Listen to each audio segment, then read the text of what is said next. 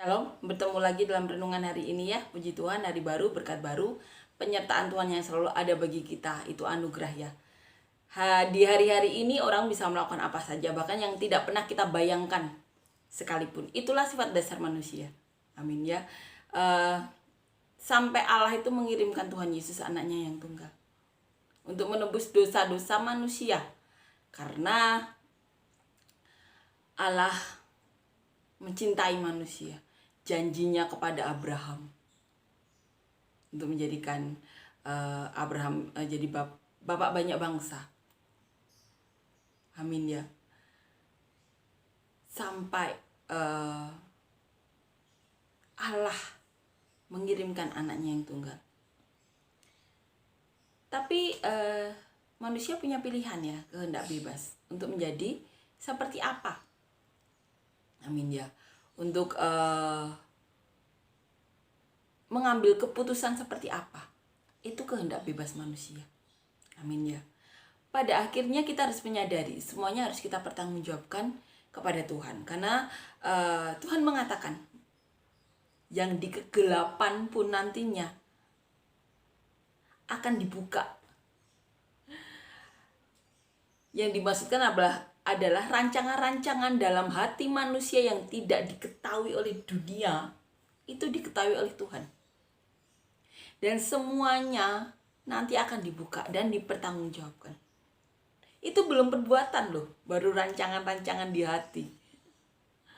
Itulah Tuhan kita. Jadi kita harus menyadari, apapun yang kita lakukan dalam dunia ini,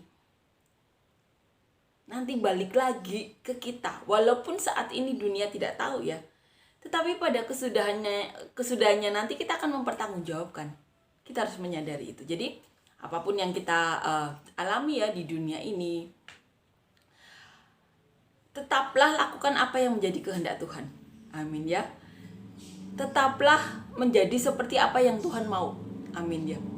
Karena tujuan kita cuma satu, bertemu dengan Tuhan, tidak ada yang lainnya. Dan kiranya kita semakin dikuatkan dalam Tuhan. Kiranya kita semakin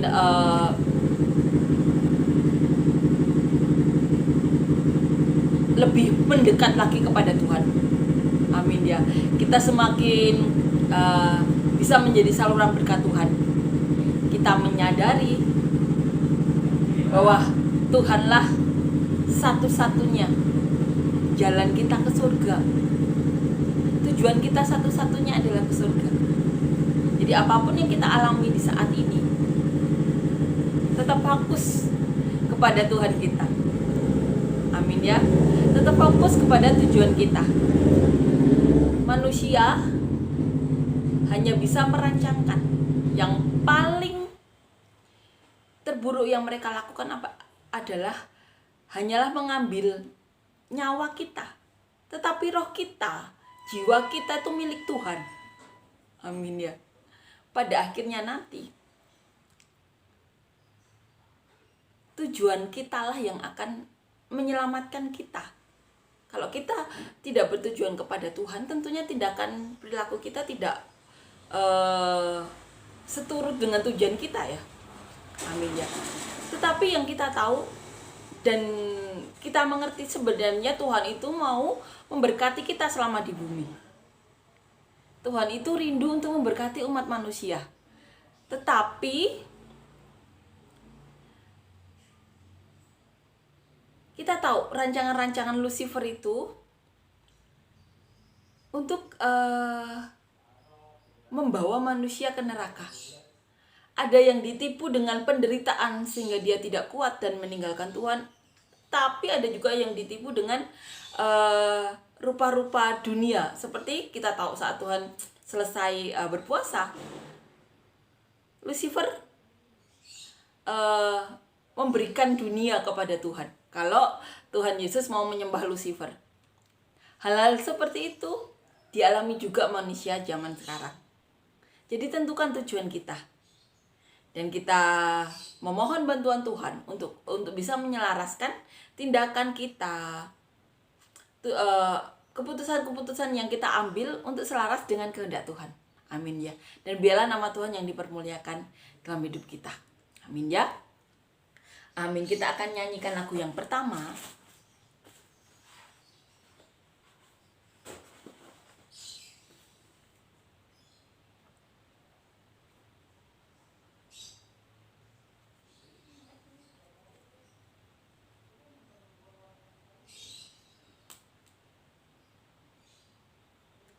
Satu hal yang ku rindu,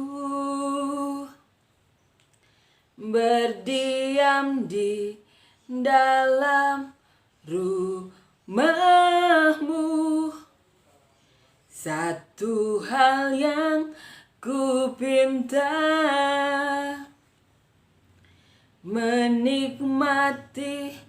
bait-Mu Tuhan. Lebih baik satu hari di pelataran-Mu daripada 1000 hari di tempat lain. Memuji-Mu, menyembah-Mu, Kau Allah yang hidup, dan menikmati semua kemurahan-Mu. Amin ya. Puji Tuhan, amin. Kita akan lanjutkan membaca dan merenungkan ayat firman Tuhan di pasal 3 ayat 1 sampai 18. Yang perlu kita ingat ya, bahwa Tuhan itu rindu untuk memberkati kita di bumi ataupun di surga. Amin ya. Kita harus ingat itu. Jadi apapun yang kita alami selama di dunia ini, penderitaan apapun, tetap pandang Tuhan. Dan ingat, cari orang-orang yang mencintai Tuhan. Amin ya. Yang bisa membawa umat manusia keluar dari penderitaan tersebut. Amin ya. Kita harus tahu itu. Jadi selama di bumi, Tuhan juga rindu untuk memberkati. Seperti saat nantinya di surga. Amin ya. Jadi apapun yang kita alami selama di bumi, kalau kita mengalami penderitaan atau kesengsaraan atau kesusahan, cari orang-orang yang benar-benar mencintai Tuhan. Seperti siapa? Seperti para rasul dan para murid Tuhan Yesus. Amin ya. Mereka sampai berkeliling seluruh dunia untuk menyelamatkan umat manusia. Bahkan kita tahu Tuhan Yesus saat diikuti oleh orang-orang ya, mereka minta didoakan. Berhari-hari mereka mengikuti Tuhan Yesus. Dan saat selesai didoakan, Tuhan Yesus tidak tega melihat mereka pulang dengan perut kosong. Tuhan khawatir mereka pingsan. Akhirnya Tuhan bertanya kepada muridnya, ada apa saja di mereka. Tetapi mereka hanya punya beberapa roti atau ikan. Dan kalau mereka, para murid bilang kalau beli pun harganya juga mahal. Tidak ada uang di diri mereka yang bisa mencukupi kebutuhan orang-orang yang mengikuti Tuhan Yesus saat itu. Akhirnya Tuhan Yesus melakukan mujizat, memberi makan 4.000, 5.000 orang laki-laki saja, belum para wanita, belum anak-anak. Tuhan Yesus rindu memberkati saat manusia di bumi. Amin ya. Kita harus tahu itu. Jadi apapun yang dialami oleh manusia, apabila ada di titik terendah atau di mana manusia atau dunia menyebut kesusahan atau penderitaan, cari orang-orang yang mencintai Tuhan. Amin ya. Mereka akan mengajari untuk menggandakan talenta, bukan memberikan sesuatu yang instan tentunya ya. Sesuatu instan boleh untuk memberi makan seperti yang dicontohkan Tuhan Yesus, tetapi seperti yang Tuhan Yesus lakukan, Tuhan Yesus mengajar, membuka pikiran para murid. Amin ya. Cari orang-orang yang mencintai Tuhan. Amin ya. Tentu orang-orang tersebut akan mengajari untuk mendapatkan berkat di bumi dan mendapatkan berkat di surga yang terpenting. Amin ya. Amin. Kita akan membaca dan merenungkan ayat firman Tuhan di 2 Korintus pasal yang ketiga ayat 1 sampai 18. Judul perikopnya pelayan-pelayan perjanjian yang baru. Adakah kami mulai lagi memujikan diri kami? Atau perlukah kami seperti orang-orang lain menunjukkan surat pujian kepada kamu atau dari kamu? Kamu adalah surat pujian kami yang tertulis dalam hati kami dan yang dikenal dan yang dapat dibaca oleh semua orang. Karena telah ternyata bahwa kamu adalah surat Kristus yang ditulis oleh pelayan kami. Ditulis bukan dengan tinta, tetapi dengan roh dari Allah yang hidup. Bukan pada loh-loh batu, melainkan pada loh-loh daging, yaitu di dalam hati manusia. Demikianlah besarnya keyakinan kepada Allah oleh Kristus. Dengan diri kami sendiri kami tidak sanggup untuk memperhitungkan sesuatu seolah-olah pekerjaan kami sendiri. Tidak, kesanggupan kami adalah pekerjaan Allah. Ialah membuat kami juga sanggup menjadi pelayan-pelayan dari suatu perjanjian baru, yang tidak terdiri dari hukum yang tertulis, tetapi dari roh. Sebab hukum yang tertulis mematikan, tetapi roh menghidupkan. Pelayanan yang memimpin kepada kematian terukir dengan huruf pada loh-loh batu. Namun demikian kemuliaan Allah menyertainya waktu ia diberikan. Sebab sekalipun pudar juga cahaya muka Musa begitu cemerlang, sehingga mata orang-orang Israel tidak tahan menatapnya. Jika pelayanan itu datang dengan kemuliaan yang demikian, betapa lebih besarnya lagi kemuliaan yang menyertai pelayanan roh. Sebab jika pelayanan yang memimpin kepada penghukuman itu mulia, betapa lebih mulianya lagi pelayanan yang memimpin kepada pembenaran. Sebenarnya apa yang dahulu dianggap mulia jika dibandingkan dengan kemuliaan yang mengatasi segala sesuatu ini sama sekali tidak mempunyai arti. Sebab jika yang pudar itu disertai dengan kemuliaan, betapa lebihnya lagi yang tidak pudar itu disertai kemuliaan. Karena kami mempunyai pengharapan yang demikian, maka kami bertindak dengan penuh keberanian. Tidak seperti Musa yang menyelubungi mukanya supaya mata orang-orang Israel jangan melihat hilangnya cahaya yang sementara itu, tetapi pikiran mereka telah menjadi tumpul. Sebab sampai pada hari ini selubung itu masih tetap menyelubungi mereka. Jika mereka membaca perjanjian lama itu tidak disingkapkan, karena hanya Kristus saja yang dapat menyingkapkannya. Bahkan sampai pada hari ini setiap kali mereka membaca kitab Musa, ada selubung yang menutupi hati mereka. Tetapi apabila hati seorang berbalik kepada Tuhan, maka selubung itu diambil dari padanya. Sebab Tuhan adalah roh, dan di mana ada roh Allah, di situ ada kemerdekaan. Dan kita semua mencerminkan kemuliaan Tuhan dengan muka yang tidak terselubung. Dan karena kemuliaan itu datangnya dari Tuhan yang adalah roh, maka kita diubah menjadi serupa dengan gambarnya dalam kemuliaan yang semakin besar. Amin ya. Puji Tuhan, amin. Dikatakan karena kemuliaan itu datangnya dari Tuhan yang adalah roh, maka kita diubah menjadi serupa dengan gambarnya dalam kemuliaan yang semakin besar. Amin ya. Kita itu berharga. Satu jiwa itu berharga di mata Tuhan. Kita ceritakan ini kepada orang yang sudah mengenal Tuhan Yesus atau yang belum, bahwa diri mereka tuh berharga. Kemuliaan dari Tuhan yang adalah roh itu bukan hanya hak manusia yang sudah mengenal Tuhan, tapi orang-orang lainnya yang saat ini belum mengenal Tuhan Yesus. Amin ya. Karena kita tahu Tuhan di dunia ini hanyalah satu. Amin ya. Dan biarlah kita menyebarkan ini kepada semua orang, bahwa semua orang itu berharga. Tuhan itu mencintai mereka. Bahkan Allah itu sampai mengirimkan anaknya yang tunggal, karena begitu dicintainya manusia. Amin ya. Berkali-kali Allah itu mengirimkan utusannya ke bumi. Para nabi, para rasul dikirimkan untuk memberitahukan kepada manusia hal-hal yang akan datang, untuk menyelamatkan umat manusia. Begitu nyata. Dan di masa ini, zaman ini, Tuhan melakukannya lagi kepada saya.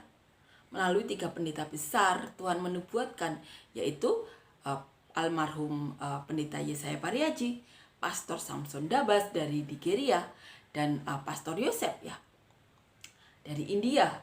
Dan kita tahu almarhum pendeta Yesaya Pariaji dari gereja Tiberias itu ada di Indonesia. Hal-hal yang luar biasa ini dilakukan Allah dari zaman perjanjian lama sampai sekarang.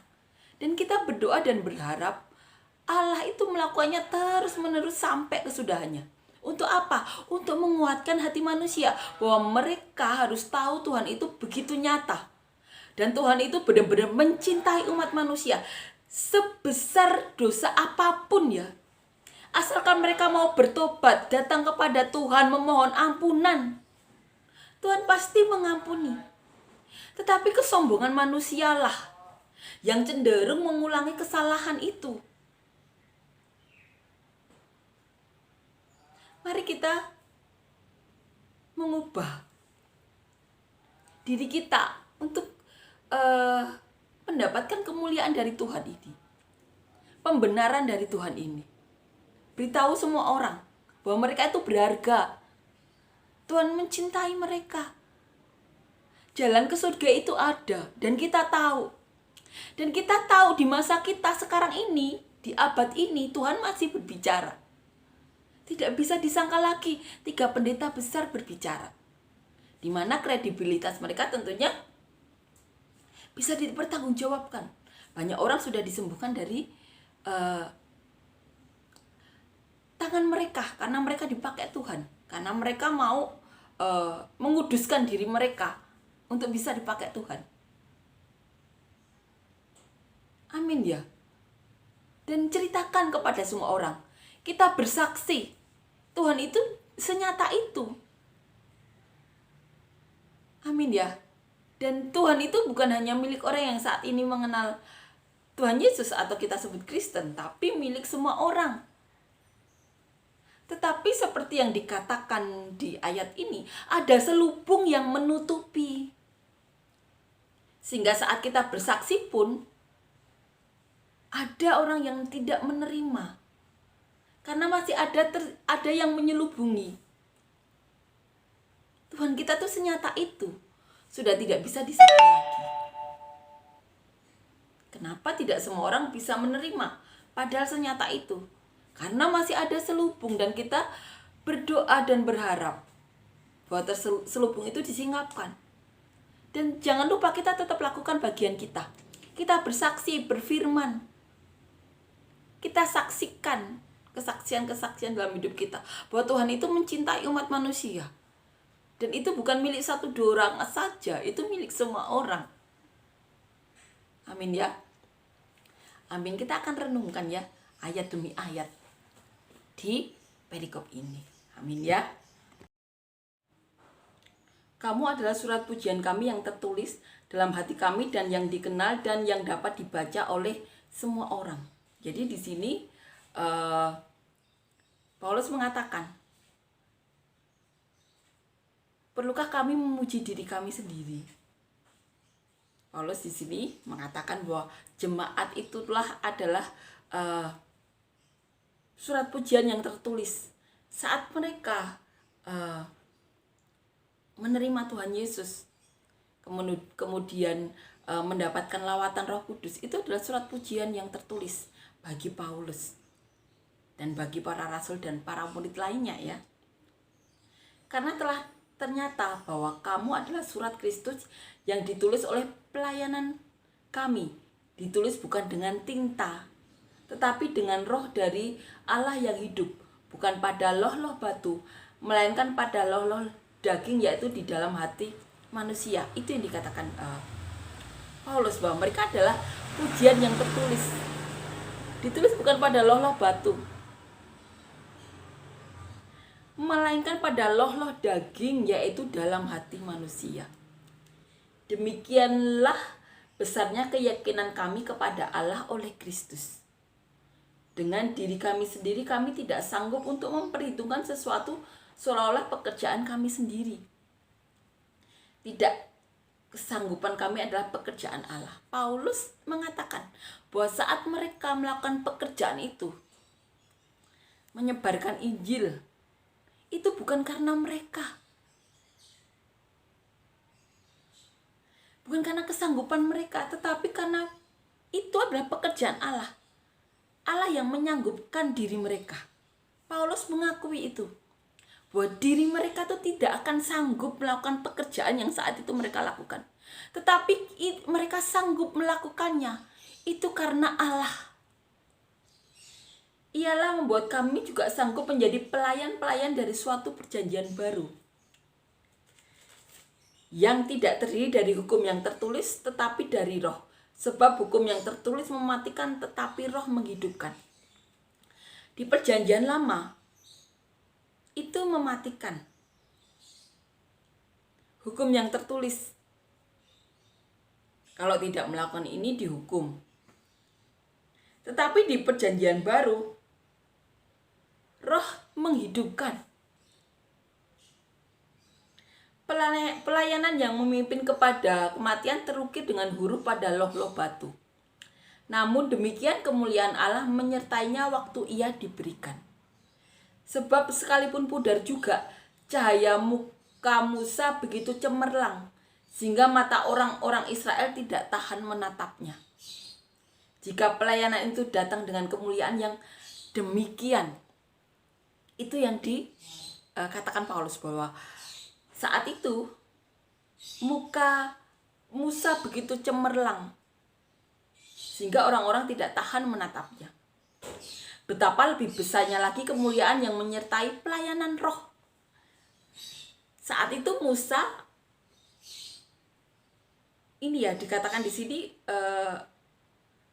pelayanan yang atau Musa dipakai Tuhan untuk menurunkan hukum yang tertulis ya. Tetapi saat itu muka Musa begitu cemerlang, apalagi pelayanan roh yang menghidupkan, itu yang dikatakan oleh Paulus. Sebab jika pelayanan yang memimpin kepada penghukuman itu mulia, betapa lebih mulianya lagi pelayanan yang memimpin kepada pembenaran. Paulus mengatakan pelayanan Musa saat itu di perjanjian lama memimpin kepada penghukuman yang mulia. Bagaimana saat itu Tuhan mau mengatur kehidupan orang-orang Israel ya. Mereka harus tahu bahwa mereka harus menghormati orang tua, bahwa tidak boleh ada Allah lain di hadapan mereka. Mereka tidak boleh mengingini kepunyaan orang lain. Mereka tidak boleh mencuri. Mereka tidak boleh membunuh. Itu pelayanan penghukuman. Dan itu mulia. Apalagi pelayanan di saat perjanjian baru, bagaimana Kristus itu membenarkan umat manusia. Pembenaran dikatakan di sini. Sebenarnya apa yang dahulu dianggap mulia jika dibandingkan dengan kemuliaan yang mengatasi segala sesuatu ini sama sekali tidak mempunyai arti. Sebab jika yang pudar itu disertai dengan kemuliaan, betapa lebihnya lagi yang tidak pudar itu disertai kemuliaan. Karena kami mempunyai pengharapan yang demikian, maka kami bertindak dengan penuh keberanian. Itu yang mendasari mereka begitu berani, karena mereka mempunyai pengharapan yang demikian. Pengharapan yang menguatkan mereka. Karena kami tidak seperti Musa yang menyelubungi mukanya supaya mata orang-orang Israel jangan melihat hilangnya cahaya yang sementara itu, tetapi pikiran mereka telah menjadi tumpul. Sebab sampai hari ini selubung itu masih tetap menyelubungi mereka jika mereka membaca perjanjian lama itu tanpa disingkapkan. Karena hanya Kristus saja yang dapat menyingkapkannya. Ini yang dikatakan oleh Paulus. Hanya Kristus yang sanggup menyingkapkan selubung itu. Manusia tidak bisa melakukan 100% hukum Taurat tersebut. Makanya Tuhan Yesus yang membenarkan pembenaran itu. Sebab bahkan sampai hari ini setiap kali mereka membaca, tetapi apabila hati seorang berbalik kepada Tuhan, maka selubung itu diambil daripadanya. Sebab Tuhan adalah roh, dan di mana ada roh Allah, di situ ada kemerdekaan. Tuhan adalah roh, dan di mana ada roh ada kemerdekaan. Dan kita semua mencerminkan kemuliaan Tuhan dengan muka yang tidak terselubung. Dan karena kemuliaan itu datangnya dari Tuhan yang adalah roh, maka kita diubah menjadi serupa dengan gambarnya dalam kemuliaan yang semakin besar. Amin ya. Puji Tuhan, amin. Kita harus tahu itu. Kemuliaan yang serupa dengan gambarnya, kita sudah dibenarkan oleh Kristus yang menyingkapkan selubung itu. Amin ya. Intinya kita semakin dikuatkan untuk bisa menguatkan, kita bisa menjadi saluran berkat. Kita dibenarkan oleh karena Kristus, dan kita ceritakan itu kepada semua orang. Amin ya. Bahwa mereka harus tahu keselamatan itu ada dalam Kristus Yesus. Amin ya. Puji Tuhan, amin. Terima kasih Yesus untuk kebaikan-Mu. Terima kasih untuk kasih karunia-Mu. Terima kasih untuk hal-hal yang telah Kau berikan kepada kami semuanya. Kami berdoa Tuhan untuk siapapun dari kami ya saat ini sakit, berikan kesembuhan daripada-Mu, mujizat daripada-Mu.